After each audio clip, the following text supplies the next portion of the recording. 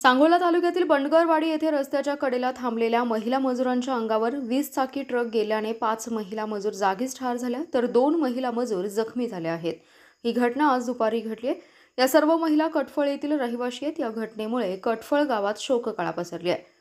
पंढरपूर कराड रस्त्यावर चिकमहूद गावाजवळ बंडगरवाडी थांब्यावर कटफळ गावातील शेतकाम करणाऱ्या महिला चिकमहूद येथील शेतकऱ्यांच्या शेतातील काम संपवून कटफळ येथील घराकडे जाण्यासाठी वाहनाची वाट बघत थांबल्या होत्या। यावेळी अचानक पंढरपूरहून 20 चाकी मालवाहतूक ट्रक वळणावर वळत असताना चालकाचा वाहनावरील ताबा सुटल्याने शेतमजूर महिलांच्या दिशेने भरधाव गेला। यात 5 महिला मजूर ठार झाल्या तर 2 जखमी झाल्या। या घटनेमुळे कटफळ गावावर शोककळा पसरली आहे।